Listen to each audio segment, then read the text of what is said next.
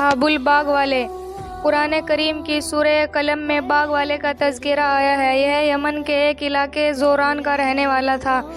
अल्लाह ताला ने उसको खूब माल व दौलत से नवाजा था। उसके पास एक बहुत बड़ा बाग था।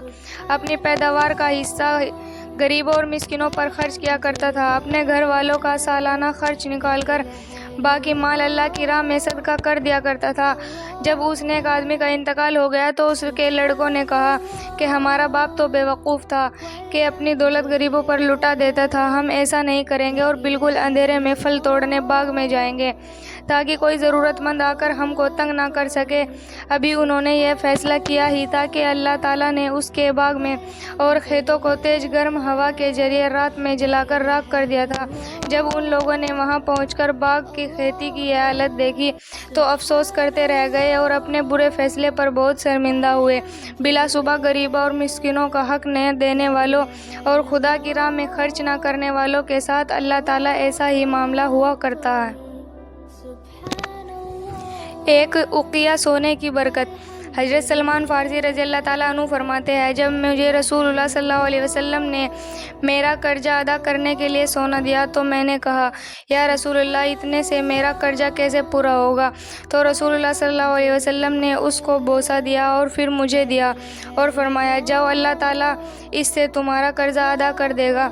हज़रत सलमान फरमाते हैं, मैं वहाँ लेकर गया और उसमें से वज़न कर देता रहा यहाँ तक कि मैंने उससे 40 औक़िया अदा कर दी। नोट: उस उके एक तकरीबन 40 दिरहम के बकद्र होता है, जो तकरीबन 3.25 तोले से कुछ ज़्यादा होगा।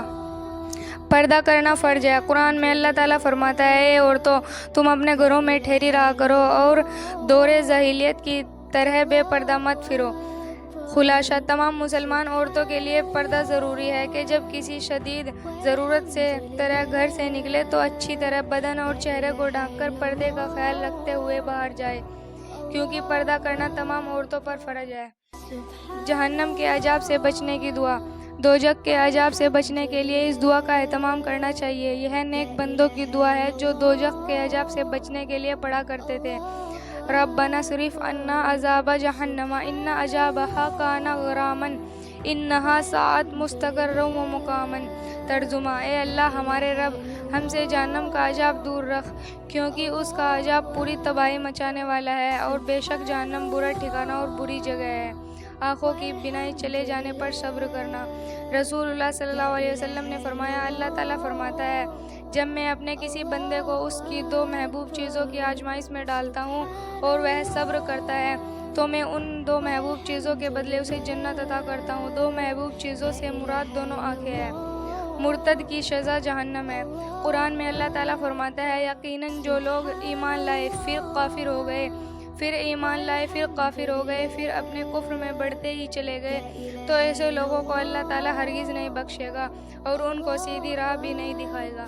दुनिया ही को अपना मकसद बनाने वाले। कुरान में अल्लाह ताला फरमाता है, आप ऐसे शख्स से अपना ख्याल हटा लीजिए जो हमारी नसीहत से मुंह मोड़ ले और दुनियावी ज़िंदगी के अलावा उसका कोई मकसद ना हो। उन लोगों के इल्म की पहुँच यही तक है, यानी वह लोग सिर्फ इस दुनिया की चीज़ों के बारे में जानते हैं, इस दुनिया ही को मकसद बना रखा। कम अजाब वाला दोज़खी। रसूलुल्लाह सल्लल्लाहु अलैहि वसल्लम ने फरमाया, अहले जहन्नम में सबसे कम अजाब में वही आदमी होगा जिसके कदमों के उठे हुए तलवों के नीचे से 2 अंगारे होंगे, जिससे उसका दिमाग इस तरह खुलेगा जिस तरह तांबे की गर्म पानी वाली हंडिया खोलती है। जमजम के फ़वाइद। हज़रत इब्ने अब्बास रज़ियल्लाहु ताला अन्हु ने जमजम के बारे में फ़रमाया, यह एक मुकम्मल खुराक है और बीमारियों के लिए शिफा बख्श भी है। नबी सल्लल्लाहु अलैहि वसल्लम की नसीहत। रसूलुल्लाह सल्लल्लाहु अलैहि वसल्लम ने फ़रमाया, माल खर्च करो और माल को ज़ख़ीरा ना करो, वरना अल्लाह ताला तुमसे रिज़्क़ को रोक लेगा, और लोगों से माल को रोक कर ना रखो, वरना अल्लाह ताला तुमसे रिज़्क़ को रोक लेगा।